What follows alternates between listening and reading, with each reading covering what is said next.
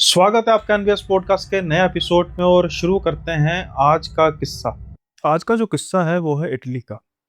Italy की एक ऐसी चर्च या फिर कहें कि चर्च का खंडर जहाँ कुछ ऐसे खौफनाक राज दफन थे। और उन राज के बारे में जब डिस्कस कर रहे थे ललित, रोहित और मुकेश। दरअसल ये तीनों जाने एक लोकेशन पर जा रहे थे। इनका दोस्त जो आया था इंडिया से, अंकुश। अंकुश जो इनका जिगरी यार था। ललित, रोहित और मुकेश ये काफ़ी समय पहले इटली आ चुके थे, यहाँ पर सेटल हो चुके थे। अब इनका दोस्त काफ़ी समय से कोशिश कर रहा था और वो भी अब इटली आ चुका था। वो इटली में टर्नी जगह गया। टर्नी शायद उसका कोई वहाँ पर रिश्तेदार था या फिर कोई जानने वाला था, तो वो वहाँ पर रुका था। अब ये तीनों जब उससे मिलने जा रहे थे तो ललित पूछता है मुकेश से कि भाई वहाँ पर कोई आसपास घूमने घामने कोई अच्छी सी जगह है। अब हम जा तो रहे हैं वहाँ पे, तो क्यों ना लगे हाथ वहाँ पर, थोड़ा बहुत तो घूमेंगे भी, अंकुश को भी साथ में घुमाएंगे। तो मुकेश कहता है भाई तुमने तो लगता है कि कभी इसकी जगह के बारे में सुना नहीं होगा, लेकिन मैंने इस जगह नहीं, इस जगह के आसपास एक ऐसी जगह है जिसके बारे में मैंने कुछ सुन रखा है। तो ललित और रोहित उसकी तरफ देख के बोलते हैं कौन सी जगह है। तो वो कहता है कि एक बोर्गो रिवो नाम की जगह है। खास बात उस जगह में नहीं है, खास बात है उस जगह की एक चर्च में। तो वो पूछते हैं कि अरे क्या खास बात है चर्च में, कुछ ऐतिहासिक चर्च है क्या है। कहता नहीं, ऐतिहासिक चर्च हो सकता है हो, लेकिन अब वो चर्च नहीं रही, अब वो बन चुकी है चर्च का खंडर। तो ललित पूछता है कि मतलब क्या वहाँ पर कुछ हुआ था, कोई जंग वगैरह जिससे तोड़ फोड़ हुई और बाद में बच ना सकी हो। तो मुकेश कहता है कि किससे कुछ भयावह है, भयानक है। यहाँ पर एक हस्बैंड वाइफ रहते थे चर्च में, मतलब कि हस्बैंड जो था वो फादर था, पास्टर था। एक बार शायद उनकी आपस में कुछ लड़ाई हो गई और उन दोनों ने अपने आप को खत्म कर लिया। उन दोनों की कब्रें इसी चर्च में हैं, और सिर्फ वही दो कब्रें हैं उस चर्च में, तो यानी कि उस चर्च के बैकयार्ड में, बाकी कुछ नहीं। लेकिन इस चर्च में एक बड़ा ही दिलचस्प किस्सा है, क्योंकि कहा जाता है कि ये चर्च हॉन्टेड है। यहाँ पर रात के समय में कोई नहीं जाता। जैसे ही शाम होना शुरू होती है, जो लोग आसपास होते भी हैं वो इस चर्च से दूर जाना शुरू कर देते हैं। और वहां पर ना, उस चर्च के जब एंटर करते हैं ना, एंट्री पर दो पत्थर हैं बड़े बड़े। कहते हैं कि कोई भी गाड़ी जब वहां पर जाती है तो वो गाड़ी खुद ब खुद बंद हो जाती है। ये बात सुनकर ललित और रोहित हंसने लग पड़ते हैं। अच्छा यहाँ तक बात है, यानी कि जो भूत है वो गाड़ियों को खराब कर देता है। अब मुकेश कहता है कि भाई मैंने भी सुना ही है, मैंने कौन सा अपने मन से लगा रहा हूँ, जो मैंने सुना है मैं वो कह रहा हूँ।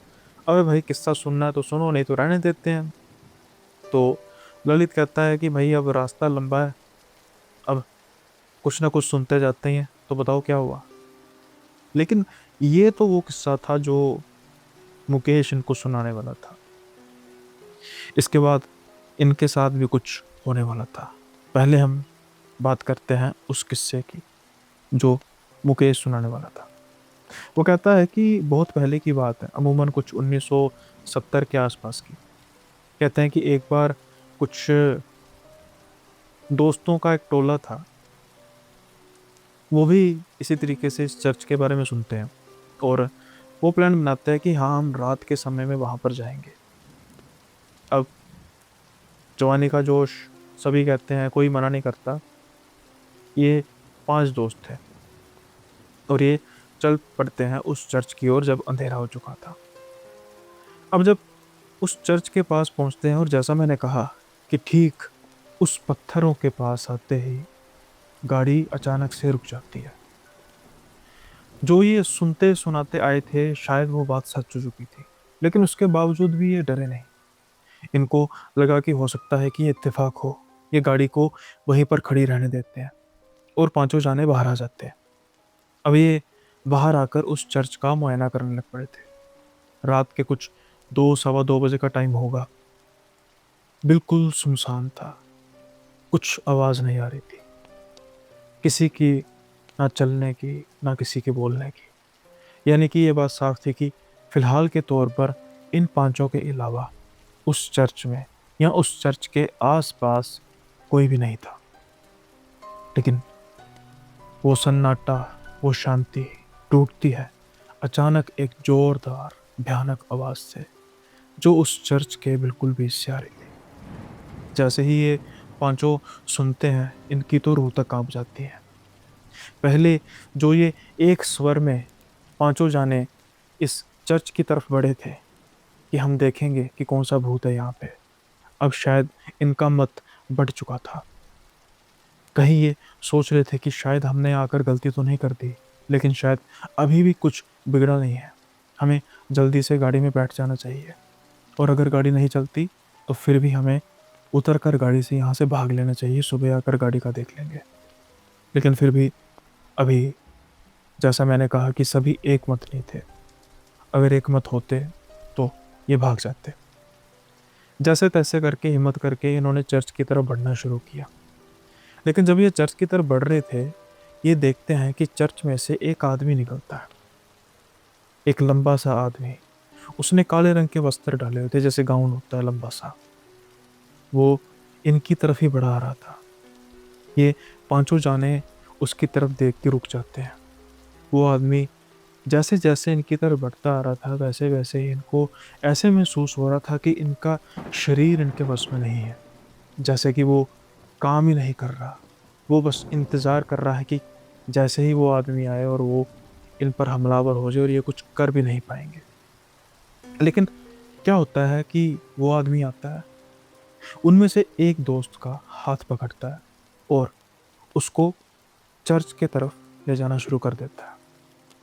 ये सब कुछ देखे तो जा रहे थे, लेकिन कुछ करने की हिम्मत हो नहीं रही थी इनमें। ये सिर्फ अपने दोस्त को, उस आदमी को ले जाते हुए देख रहे थे बस।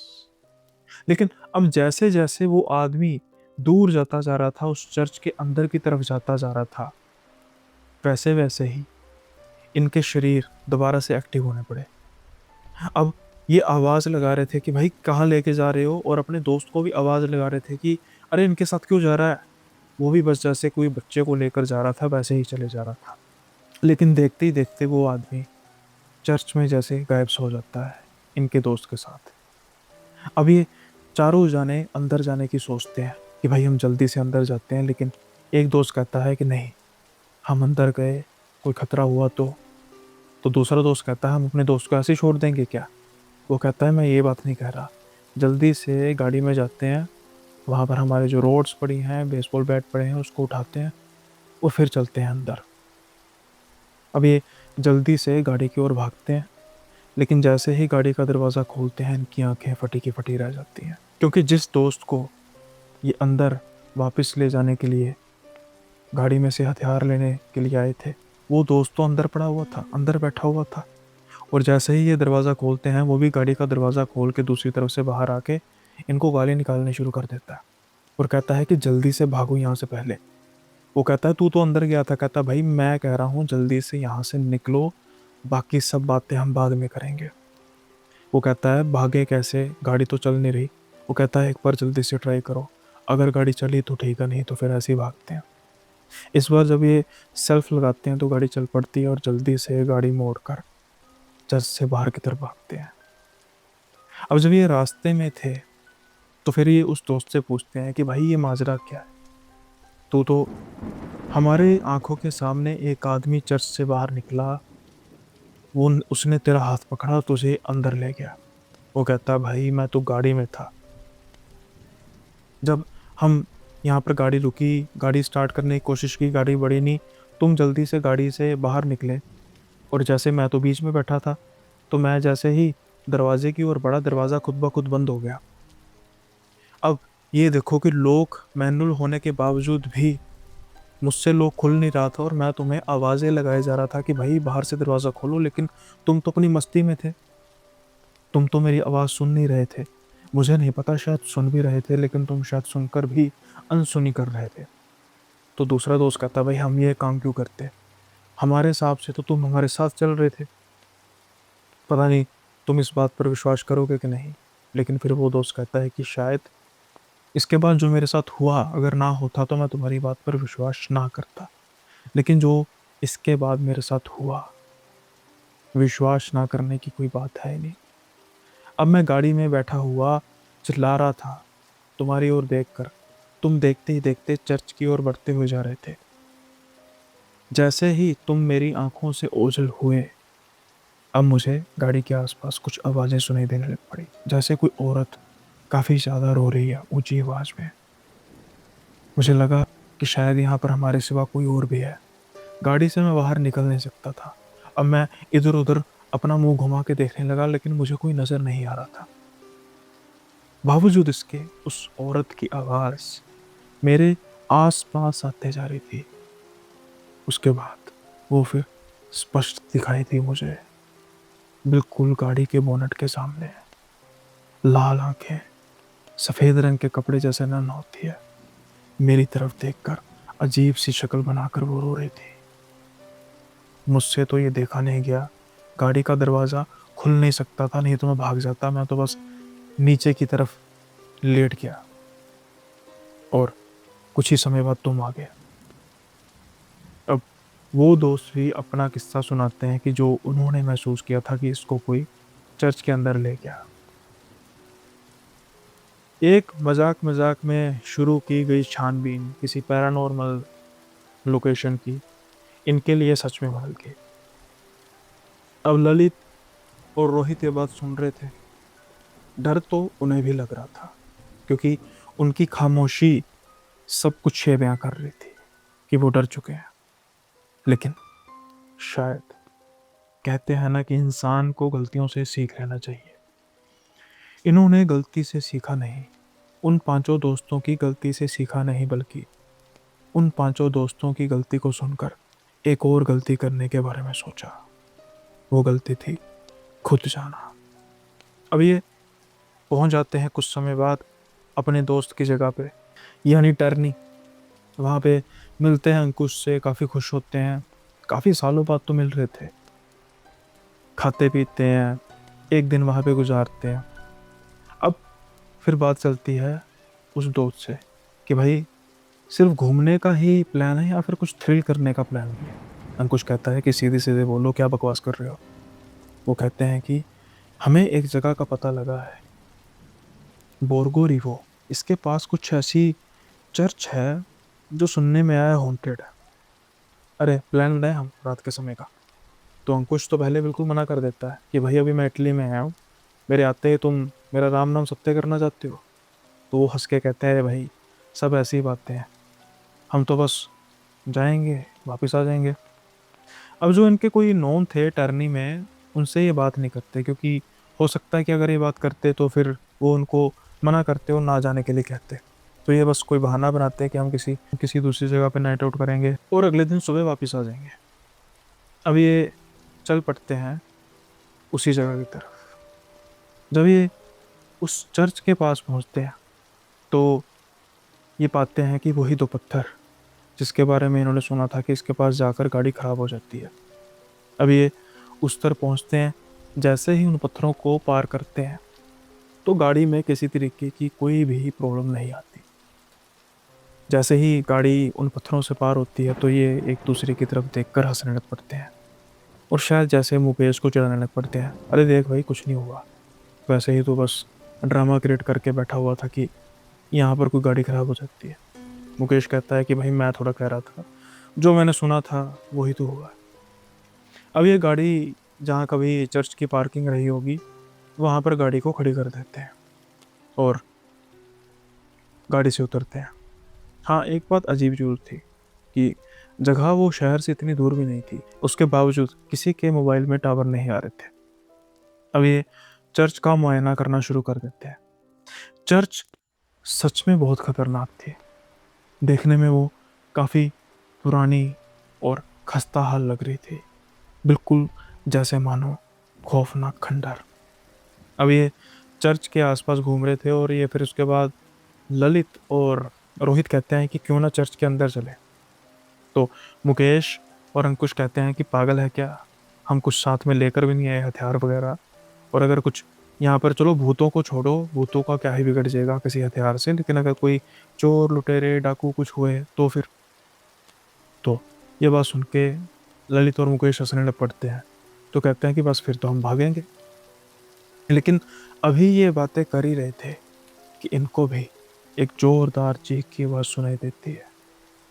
वो चीख इन सब के अंदर से बहादुरी निकालने के लिए काफी थी। जैसे ही ये चीख की आवाज सुनते हैं, जो बिल्कुल चर्च के अंदर से ही आ रही थी, इतनी भयानक कि कभी इन्होंने इतनी भयानक चीख सुनी ना हो। जो भी ये साथ में अपने मंसूबे लेकर आए थे, उन मंसूबों को पूरा करने के लिए जो हौसला चाहिए होता है, वो अब इनका पस्त हो चुका था। अब ये चारों दोस्त एक दूसरे की शक्ल देखते हैं और शायद आंखों ही आंखों में इशारा करते हैं कि हमें यहाँ से चले जाना चाहिए। ये गाड़ी की तरफ बढ़ते हैं, गाड़ी में बैठते हैं, किसी से भी बात नहीं करते, ना ही कोई सवाल पूछते हैं, और गाड़ी स्टार्ट करते हैं। गाड़ी स्टार्ट हो जाती है, लेकिन गाड़ी आगे नहीं बढ़ पा रही थी। ये एक्सेलरेटर दिए जा रहे थे, टायर घूमे जा रहे थे अपनी जगह पर, लेकिन गाड़ी आगे नहीं बढ़ पा रही थी। यहाँ से इनका डर और शुरू होता है, क्योंकि जहाँ पर गाड़ी खड़ी थी वो बिल्कुल स्पाट जगह थी, बिल्कुल पक्की स्पाट जगह, नीचे ईंटें थी। अब इनमें से दो दोस्त गाड़ी से उतरते हैं और देखते हैं कि भाई दिक्कत क्या है, क्या कोई स्लिपरी जगह है जिसकी वजह से गाड़ी चल नहीं पा रही। कुछ ही समय पहले तो हमने यहाँ पर गाड़ी खड़ी की है और आराम से चल कर आई है। अब ये देख रहे हैं, इनकी आंखों के सामने टायर घूमे जा रहे हैं, लेकिन गाड़ी नहीं चल रही। अब हार कर चारों दोस्त गाड़ी के बाहर आ जाते हैं। इन्हें पता लग चुका था कि कांड हो गया। जो भी यहाँ पर शक्ति है पैरानॉर्मल, उसने अपना काम कर दिया। लेकिन अभी ये किसी से बात नहीं कर रहे थे। कुछ समय बाद अंकुश बोलता है कि भाई अभी तो इटली में आया ही हूँ और तुमने मुझे कहाँ पर फंसा दिया। मैं तो आना ही नहीं चाहता था, सिर्फ तुम्हारी जिद की वजह से यहाँ पर आया। खैर अब जो हो गया है सो हो गया है, लेकिन यहाँ से निकलने का रास्ता तो ढूंढे। क्यों ना हम यहाँ से पैदल ही चले जाएं। अब ये बात कर ही रहे थे कि ललित कहता है कि नहीं भाई, गाड़ी से ही वापस जाएंगे। अगर कोई कांड हो गया चर्च में और कोई पुलिस का चक्कर पड़ गया तो हमारी गाड़ी यहाँ पर खड़ी हुई तो हम सब फंसेंगे। बेहतर है हम यहीं पर रुकते हैं और आसपास देखते हैं, शायद कोई मदद मिल जाए, शायद कोई यहाँ से गुजर रहा हो। हालांकि इसकी उम्मीद ना के बराबर थी, लेकिन उम्मीद तो रखना गलत बात नहीं है ना। यही सोचकर अब ये इधर उधर घूम रहे थे। फिर ये पहुंचते हैं उन कब्रों की तरफ, जो शायद वही कब्रें थी हस्बैंड वाइफ की, जिनकी मौत इस चर्च के अंदर हुई थी और उनकी कब्रें यहीं पर बनी थी। अब जब ये इस कब्रों के आसपास पहुंचते हैं तो इनको कुछ आवाज़ें सुनाई देने लग पड़ती हैं चर्च से, जैसे कोई आदमी और औरत लड़ रहे हैं आपस में। ये गौर से सुनते हैं। पहले तो इन्हें शायद वहम होता है, लेकिन जब ये सारे बात करते हैं आपस में कि तुमने सुनी आवाज़, तुमने सुनी, तुमने सुनी आवाज़, तुमने सुनी, तो सभी कन्फर्म करते हैं कि हाँ, सच में अंदर से लड़ने की आवाज़ें आ रही हैं। लेकिन इस खंडर चर्च में इस समय लड़ कौन रहा है? तभी मुकेश बोलता है, प्रेत, ये इन्हीं चर्च के रहने वालों के प्रेत हैं। हमें यहाँ से जल्दी निकल जाना चाहिए, पार्किंग की तरफ जाना चाहिए। अब ये पार्किंग की तरफ जाते हैं। फिर से एक बार ट्राई करते हैं कि क्यों ना एक बार हम ट्राई करें, शायद गाड़ी चल पड़े। अब ये गाड़ी में बैठते हैं और जैसे ही सेल्फ करते हैं तो गाड़ी चल तो पड़ती है जैसे पहले चली थी। एक्सेलरेटर दबाते हैं, गाड़ी अब आगे मूव हो रही थी। इनकी जान में जान आती है। नॉन ड्राइविंग सीट पर ललित जो बैठा था वो कहता था चलो भाई देखता हूँ नेटवर्क भी आया कि नहीं, लेकिन जब वो हाथ मारता है तो मोबाइल उसकी जेब में था ही नहीं। मोबाइल कहीं रास्ते पर गिर गया था। अब एक नई मुसीबत खड़ी हो गई थी, बिना मोबाइल के भी ये जा नहीं सकते थे। ललित जल्दी से गाड़ी से उतरता है, कहता है मैं देखता हूँ उसी रास्ते पर कि शायद यहाँ पर रास्ते में मोबाइल गिरा हो। तब तक ये अपनी गाड़ी को घुमा लेते हैं, बस जाने के लिए तैयार थे, या यूं कहें कि भागने के लिए तैयार थे। कुछ समय बाद ललित इनको वापस आता हुआ नजर आता है। उसके हाथ में फोन था, इशारा कर रहा था कि फोन मिल गया। लेकिन जैसे ही ये तीनों दोस्त उसकी तरफ देखते हैं और उसको चीखें मारते हुए कहते हैं कि जल्दी से भाग कर आ ललित, जल्दी से भाग कर आ। ललित इधर उधर देखता है और वो इशारा करता है कि क्या हुआ, लेकिन ये कह रहे थे कि जल्दी से भाग। और ललित इनके कहे के मुताबिक भागकर गाड़ी में आता है और ये गाड़ी का शीशा ऊपर करते हैं और जल्दी से गाड़ी भगाते हैं। जब गाड़ी रोड पर आ जाती है तो ये पूछता है ललित कि भाई तुम इतना चिल्ला क्यों रहे थे, मैं तो तुम्हें इशारा करते आ ही रहा था कि मोबाइल है। तो मुकेश कहता है कि भाई तू अकेला नहीं आ रहा था, तेरे साथ कोई और भी आ रहा था। तो ललित पूछता है कि किसकी बात कर रहे हो, मैं अकेला ही था यार। तो वो कहता है कि तेरे अगल बगल एक औरत थी, एक आदमी था। आदमी ने काले रंग के कपड़े पहने थे, औरत ने सफ़ेद रंग के कपड़े पहने थे। उनकी शक्लें जैसे कब्र में काफ़ी सालों बाद किसी मुर्दे को निकाला हो। वो तेरे साथ साथ हमारी ओर बढ़ते जा रहे थे, इसीलिए तो हमने कहा था कि जल्दी से भाग कर आ। ललित सन का सन था। कुछ समय पहले वो प्रेतों के साथ चल कर आ रहा था और उसको इस बात की खबर भी नहीं थी। ललित, मुकेश और रोहित ये तो काफी समय से रह रहे थे इटली में, वहां के रेजिडेंट थे। ये भी कभी ऐसी जगह घूमे नहीं थे। ना जाने इनके मन में क्या ख्याल आया, और अंकुश जो अभी बस एक दो दिन पहले ही इटली में आया था, और उसके आते ही उसने वो देख लिया जो शायद उसने अपनी ताउम्र न देखा हो। इसके बाद ये ज़्यादा देर रुके नहीं, क्योंकि जितनी देर ये रुके, मतलब जितने घंटे भी रुके, तो इनको काफ़ी अजीब सा महसूस होता रहा, जैसे इनके कोई आसपास है, कोई जैसे इनको देख रहा है। जैसे ही वापस अपनी लोकेशन पर पहुंचे, इन्होंने घर पे फ़ोन किया और सारी बात बताई। डांट तो पड़ी, लेकिन फिर कुछ उपाय बताए कि भाई हनुमान चालीसा का पाठ करो और हाथ में परमात्मा के आगे मौली रख कर फिर वो उसको हाथ में बांधो। अंकुश ने भी यही किया। आज इस घटना को कुछ 7-8 साल तो बीत चुके हैं। उसके बाद कुछ ऐसा इनको महसूस हुआ नहीं, लेकिन कभी भी इन्होंने उस जगह के बारे में जाना तो दूर की बात, जिक्र तक नहीं किया। एक अच्छा सबक था इनके लिए। आई होप ये किस्सा आपको पसंद आया होगा। पसंद आया है तो लाइक शेयर सब्सक्राइब करना मत भूलिएगा। साथ के साथ ही कमेंट में ज़रूर बताइएगा कि कैसा लगा आपको, फीडबैक। अब जो अगला किस्सा है, उस किस्से में और इस किस्से में अंतर एक ही है कि जो ये ललित था, मुकेश था, रोहित था, और हम अंकुश को भी चाहे ना चाहे ऐड कर दें तो चलो भाई, चाहे ना चाहे गया तो सही। चलो ये तीन जाने जो थे, ये तो मस्ती करने के लिए गए थे, ये शक्तियों को चैलेंज करने के लिए गए थे, और इन्होंने नज़ारा देख ही लिया। लेकिन उन लोगों का क्या जो ऐसी जगहों से दूर रहते हैं, लेकिन मजबूरी में इनको जाना पड़ता है। यहाँ बात हो रही है डिलीवरी बॉय की। संचित जो एक बदनसीब बच्चा कह सकते हैं, जिसके कर्मों में पारिवारिक परेशानियों की वजह से, आर्थिक तंगी की वजह से शायद बहुत ज़्यादा पढ़ना लिखना लिखा नहीं था। वो भी चाहता था कि अच्छी नौकरी करे या अच्छा बिजनेस शुरू करे, लेकिन ये सब उम्मीदें धराशायी हो गई, ये सब सपने धराशायी हो गए जब उसको +2 करने के बाद अपनी शिक्षा को ख़त्म करना पड़ा। घर भी जो चलाना था, अब वो एक रेस्टोरेंट में जॉब करनी शुरू कर देता। अब वो उसका जो काम था, बेसिकली वो शेफ़ का सहायक था, तो बाहर का कुछ काम नहीं था। जो भी काम था सारा पेंट्री में ही होता था, किचन में ही होता था।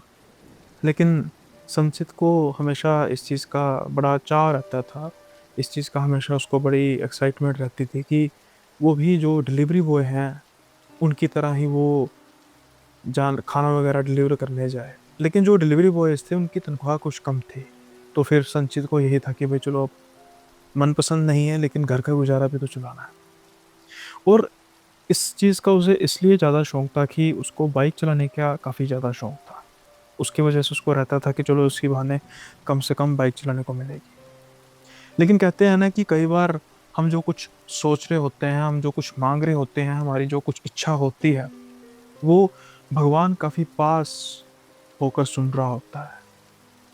और कई बार उसकी उस इच्छा को पूरी करने का मन भी करता है। लेकिन ये नहीं पता होता कि कौन-सी इच्छा उसने हमारी सुन ली है और उसको पूरा करने का मन बना लिया है। शायद संचित ने भी ये सोचा नहीं होगा। एक बार संचित के बॉस, जो उससे काफ़ी खुश थे, मतलब वो अच्छे तरीके से संचित को ट्रीट करते थे।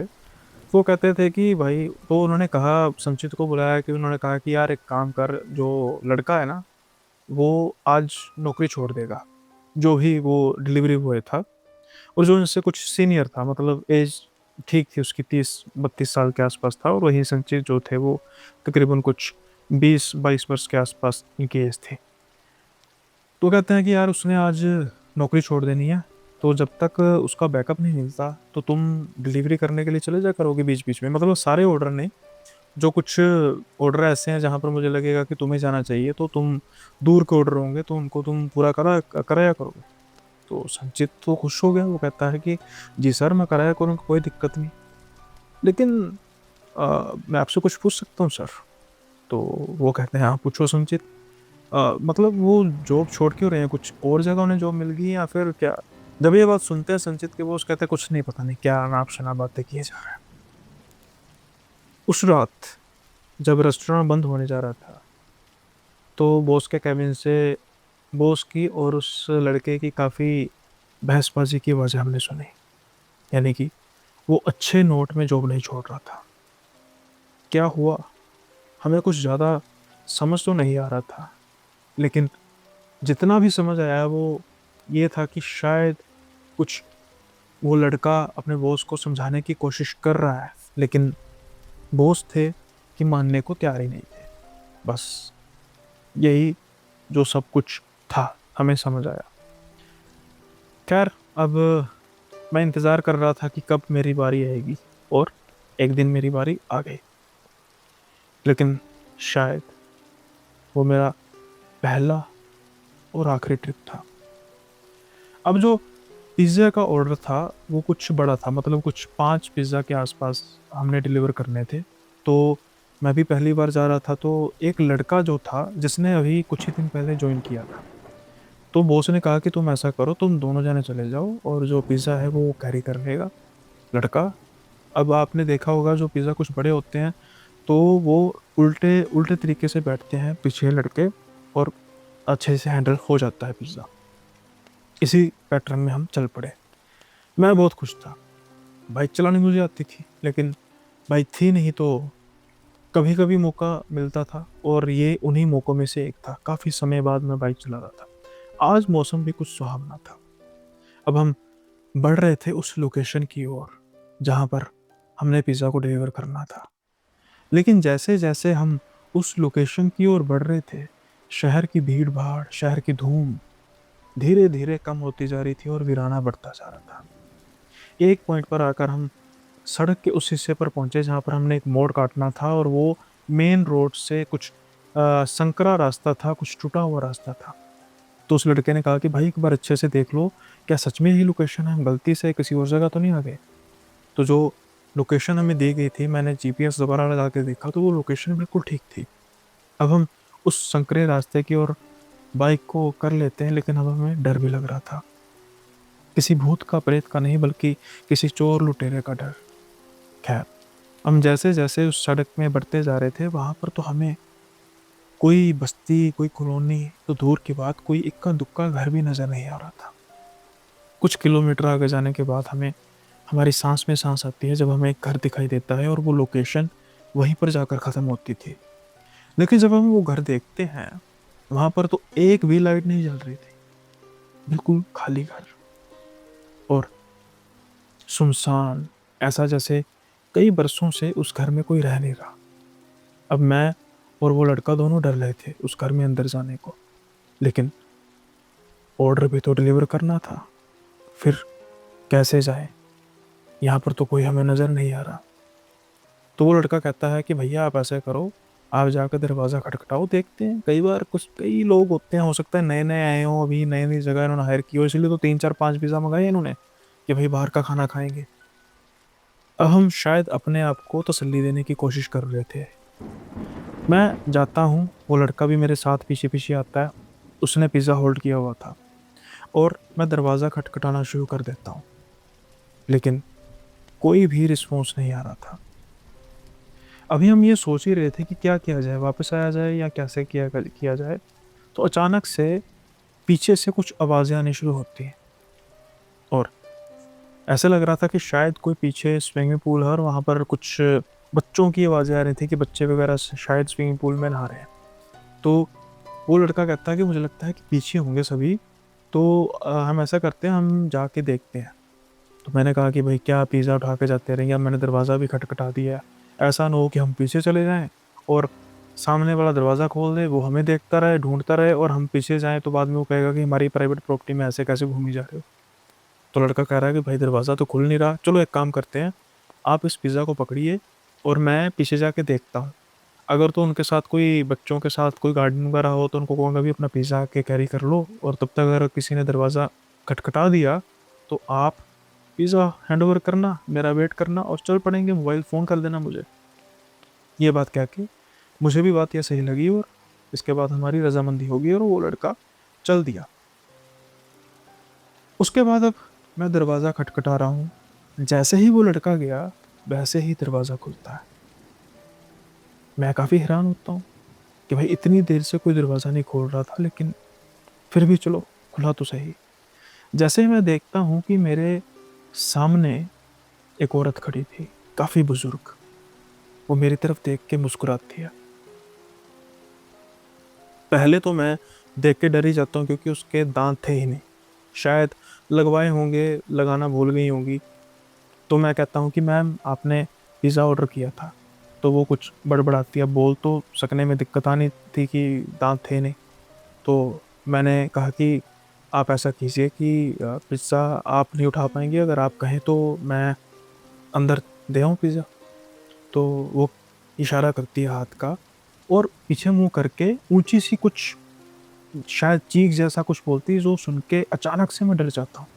लेकिन उसकी चीख सुनने के बाद एक आदमी मुझे आता हुआ नजर आता है। अजीब बात ये थी कि सारे घर में सन्नाटा और अंधेरा था। वो आदमी जो कुछ ज्यादा ही लंबी हाइट का था, कुछ 6 फुट से ज्यादा का तो होगा ही, बिल्कुल पहलवान जैसा शरीर, वो मेरी तरफ देखता है और मैं कहता हूँ सर आपका पिज़्ज़ा। कुछ नहीं बोलता और पिज़्ज़ा के बॉक्सेस को पकड़ लेता है। अब ये दोनों घूम जाते हैं। मैं कहता हूँ कि सर वो पेमेंट। अब जैसे वो ये बात सुनते हैं, मेरी तरफ देखते हैं और दोनों हंसने लग पड़ते हैं। अब मेरे डर की कोई सीमा नहीं रहती।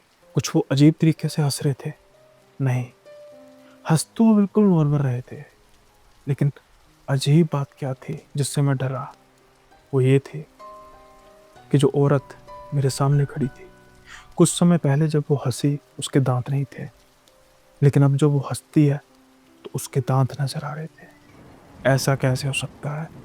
जब से मैं वहां पर खड़ा था, मैंने पलक तक नहीं झपकी थी। फिर वो औरत ने अपने दांत कैसे लगा दिए, उसके दांत कैसे आ गए। अब वो मेरी तरफ देख के हंस रहे थे और मैं सन का सन खड़ा था। वो आदमी कहता है कि अंदर आओ, तुम्हें तुम्हारी पेमेंट मिल जाएगी।